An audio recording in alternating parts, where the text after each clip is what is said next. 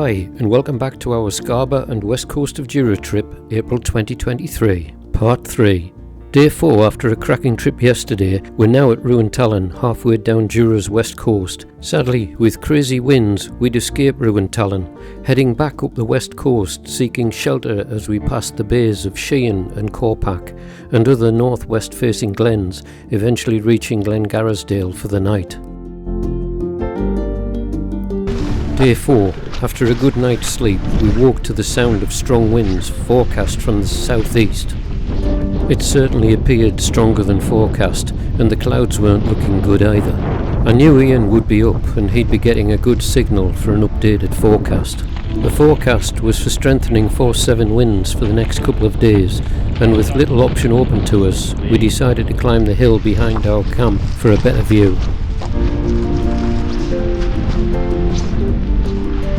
If you're enjoying my videos, please like, share with friends and consider subscribing for notifications of future video uploads.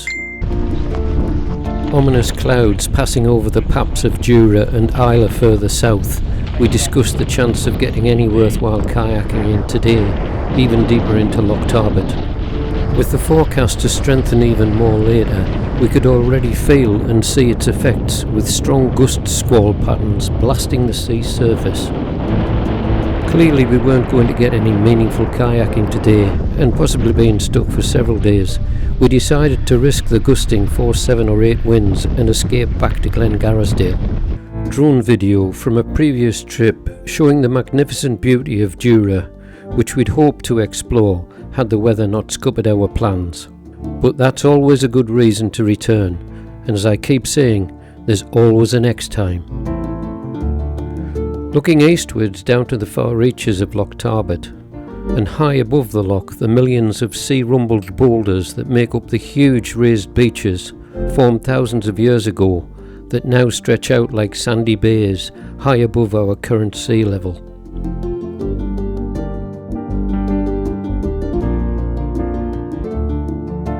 Stunning views south down to the paps of Jura with their distinctive grey slopes stretching down their flanks.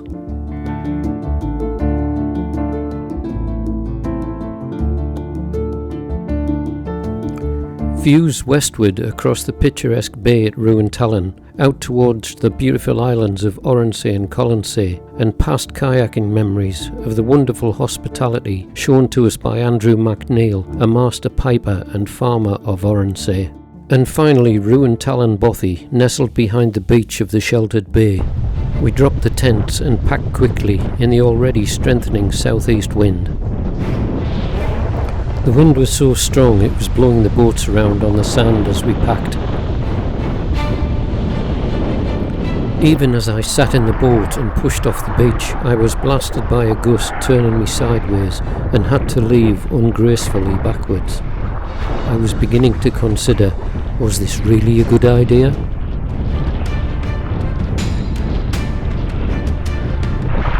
Put me over there, I'm just slightly easier.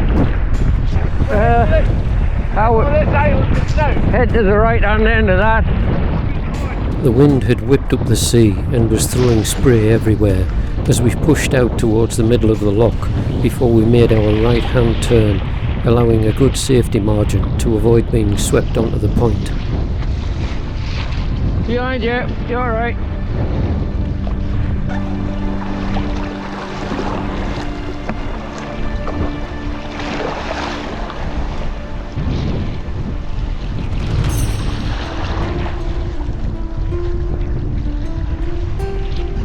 Running downwind now, past the point into relative shelter behind the low-lying rocks. That's us sorted. Nice one.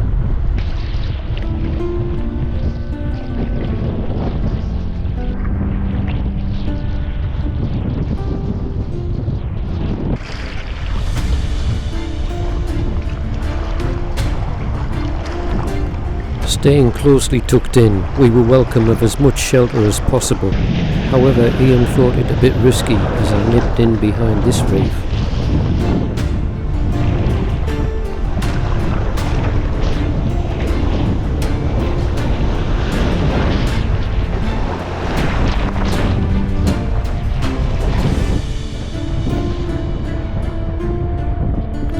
any exposure due to a low shoreline, and we were blasted by strong gusts, resulting in a constant ferry glide angling towards the shore as the boats were being moved forward at 45 degrees.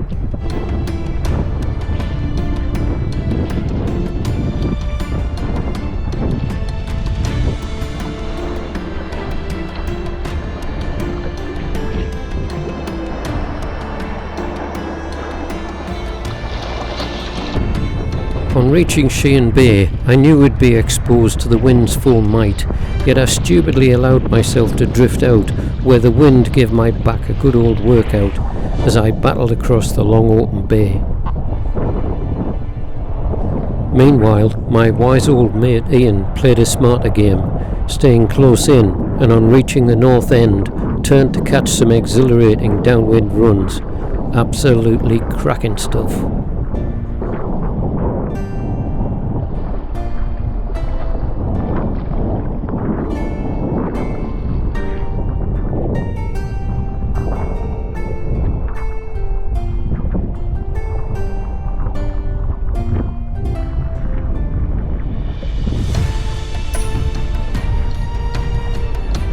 And Ian still in downwind mode as he sent spray high into the air.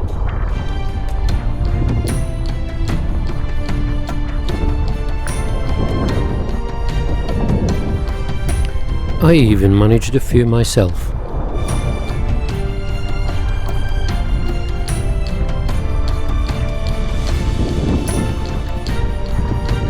Not that sea, you want to see it now. That's phenomenal. With a well-earned lunch stop and a higher vantage point, we could clearly see the stupendous effects the wind was producing on the sea, with whitecaps as far as you could see, horrendously dangerous gusts, and squalls blasted crazy patterns on the surface. Phenomenal. That's crazy, that was, isn't it?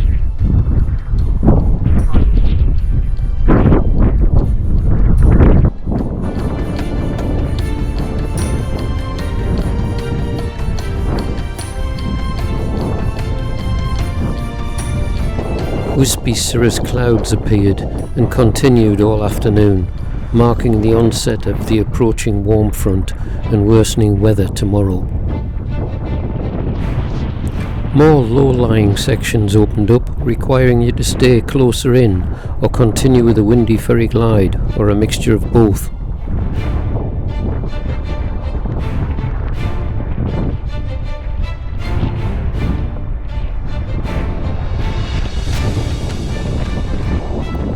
We passed herds of wild goats along the stone beaches, with two bucks fighting and banging their heads together for dominance, in front of the females who didn't even seem to care as they lay on the beach.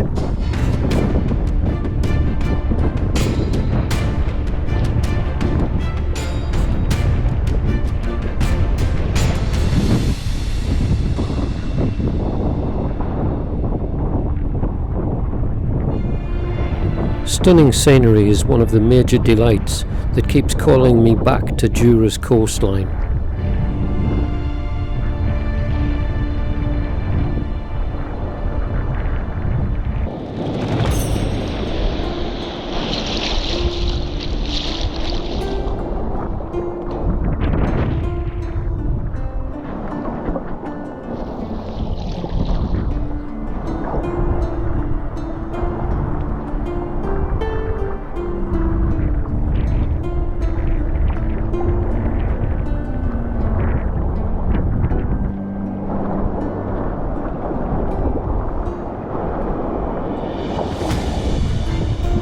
The howling wind noise totally drowned out Ian's fine singing voice at one point.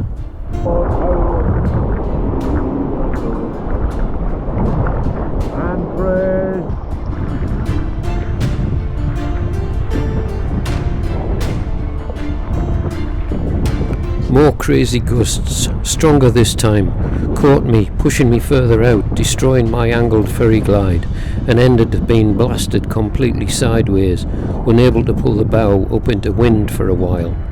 At one point I thought I would end up on the south coast of Mull if the wind had increased any stronger.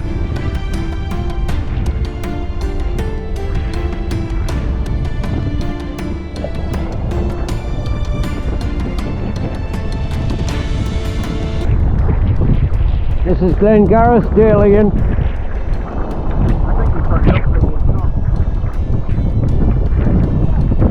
no? Yeah, go for it. Yeah.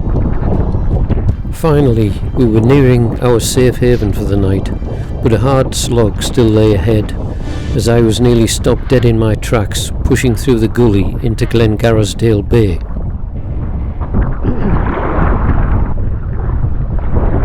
If I could only make it! Come on shore, mate. Plenty of room for you here. Oh, you're a good man. You're a fair man.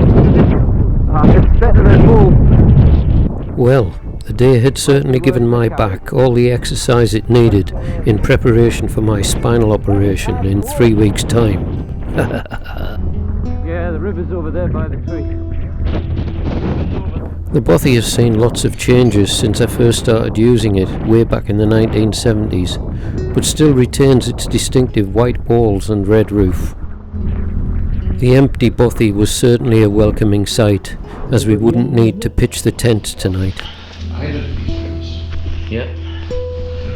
You take one and I'll take two. Ooh, that's a nice new stove. That wasn't in last time. Oh, I don't think. Eh? Oh no, but... Food, dry for your deep night. What do you like? Sausage, beans and chips. You like?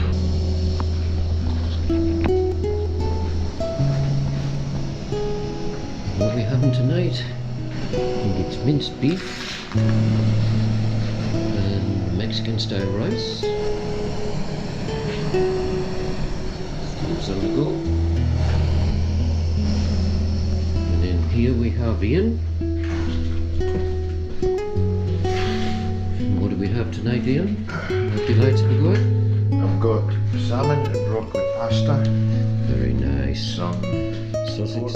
pork sausage, This is the stuff you couldn't find last night. yeah, and at the top got this lovely blue still. Oh my god. I think it's still alive. Got to eat it before the mice get it. Aye. It probably is. Probably is. We're probably better off eating the wood than putting the cheese on the fire.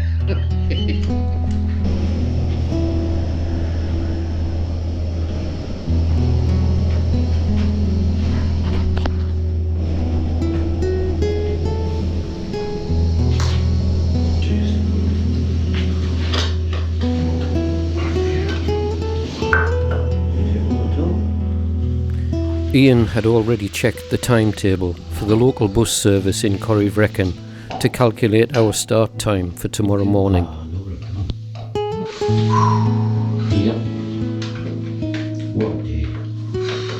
I'll have to lie in my bed and think about it. You'll have nightmares. Now time for a well-earned sleep. Day 5. Still sounds of wind and the call of Corryvreckan beckoning onwards.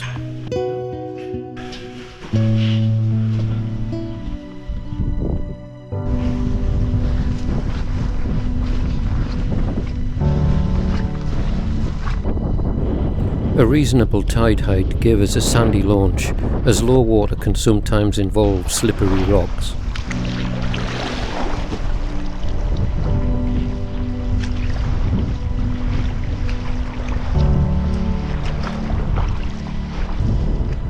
Still fairly strong winds, and the forecast has strengthened. I discussed our options of crossing Corryveckan early on the back of the east-going ebb stream, or even into the start of the west-going flood to head up the west side of Jura in shelter.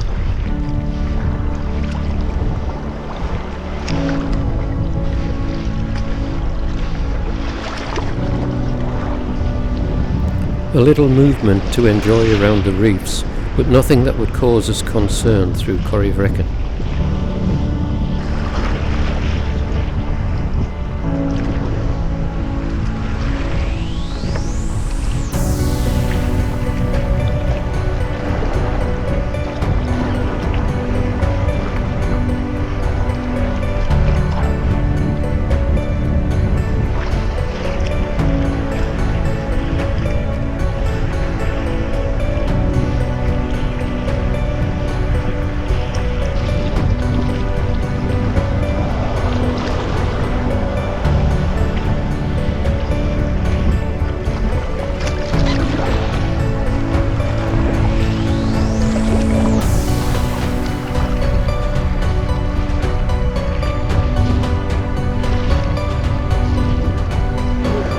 go through the gap.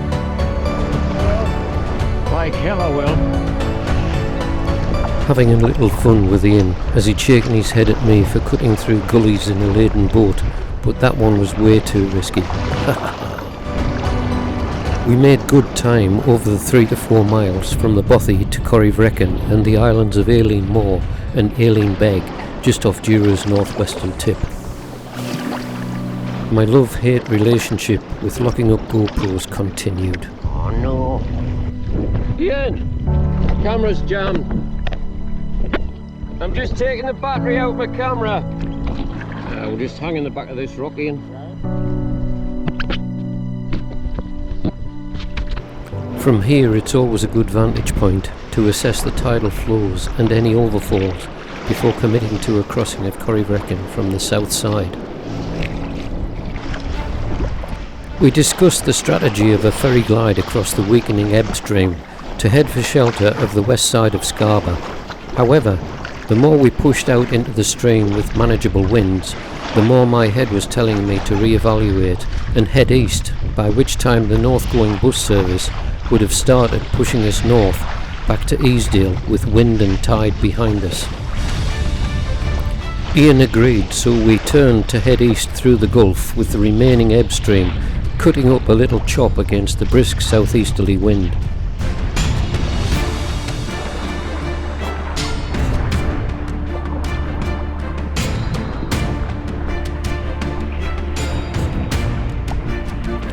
Once through Corryveckan and reaching the southeastern corner of Scarba, we were in prime position to catch the now northerly going tidal bus service, together with the wind behind us, and set to fly straight up the east side of Scarba and the Sound of Luing.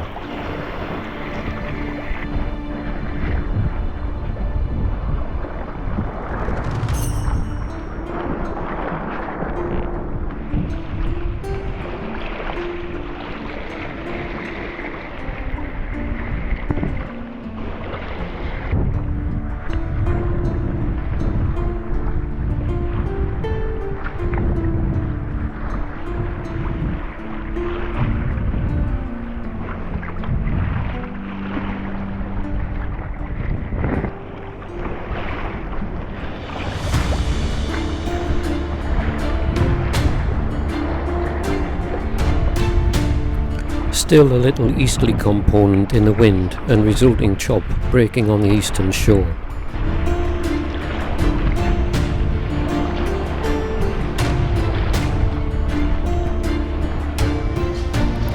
Things were aligning with the flood stream increasing as Ian now switched into downwind run mode and his arms flailing around like windmills.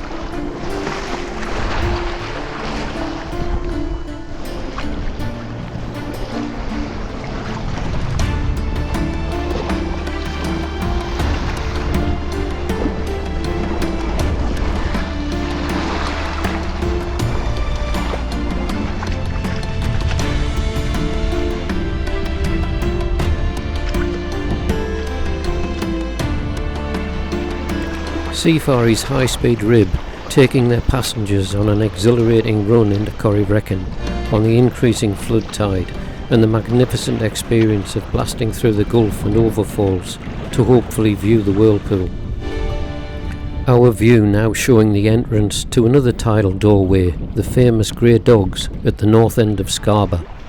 The shallowing seabed between the north end of Ruafiola and Ling produces some fast tide races as the north-going stream is squeezed through the shallowing subterranean channels towards Ormsa, Belnehua, Fladda and Dubsgur. Our tidal bus service was about to get turbocharged. Crazy top speeds for a fully laden sea kayak. On the GPS at about 10.6 and 10.2 mile an hour. We were having a cracking run. And as Hannibal Smith from the old A-Team series would say, I love it when a plan comes together.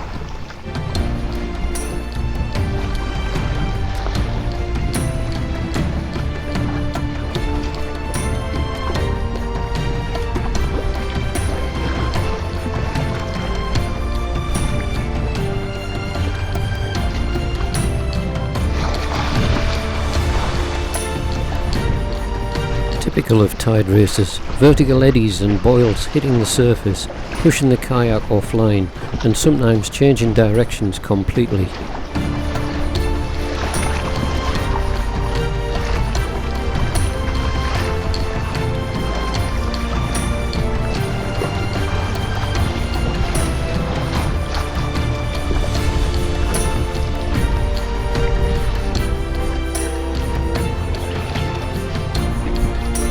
Finally reaching Fladda in amazing time, we'd call in for a break and a bite to eat before pushing on to our finishing point at Ellenabach, Eastdale.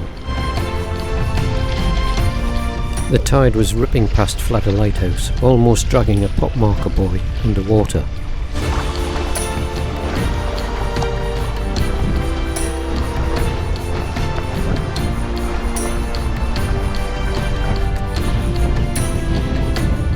Round the next bit, Ian, or in there. Actually in there's okay.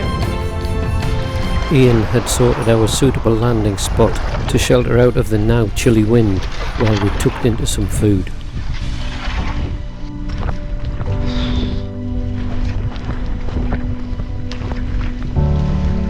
That wind's biting.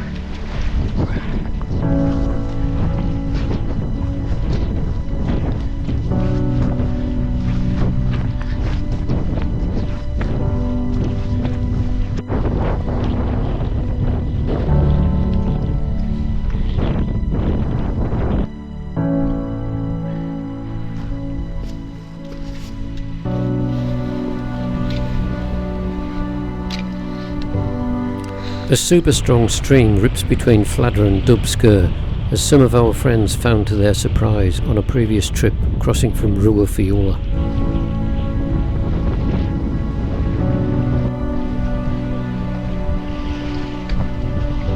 That'll do, Ian, we'll get yours. Yeah. A quick relief break and food consumed, we were back in the boats for the final leg to our finishing point.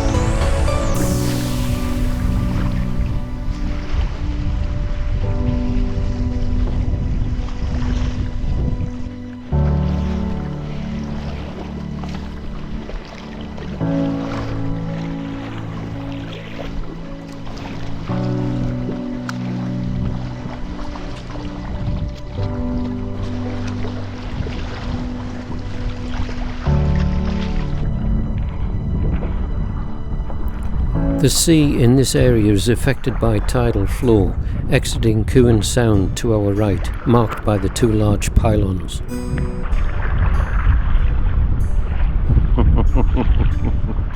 Like a dog with two tails.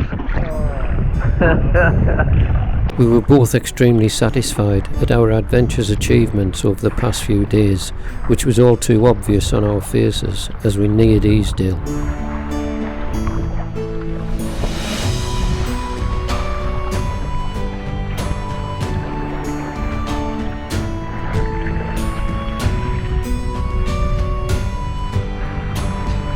The familiar and distinctive cliff face behind Eastdale village grew larger as we neared Eastdale Island to our left.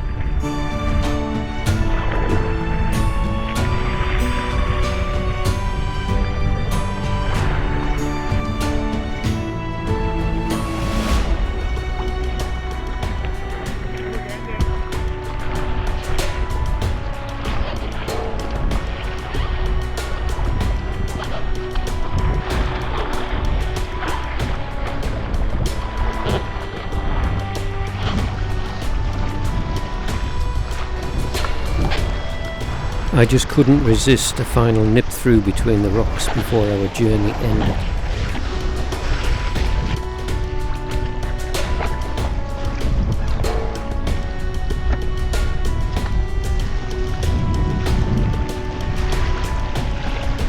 Rounding Eastdale Island, there was still a good flood tide pushing north through the narrow channel, almost to the point of being swept onto the old staithes.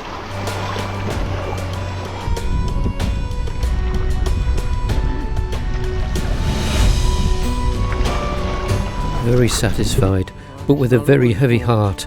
Our adventures were finally over. An absolutely outstanding 5 days of amazing kayaking with an incredible friend Ian. Oh, and I can't forget our mate Andy. Well Ian, that was something else. Fantastic. Brilliant man. There's a couple of days paddling in that. That's fantastic. And your good self.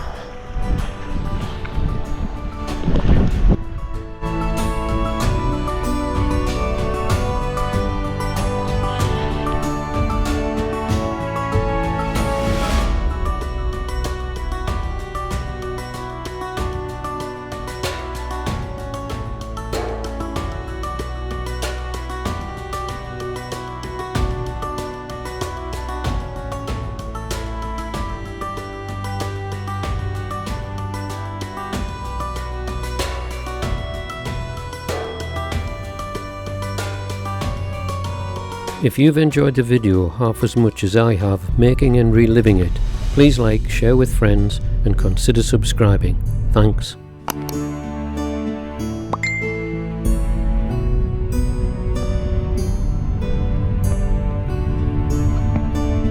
In an effort to improve these videos, comments are always most welcome. Thanks again for watching.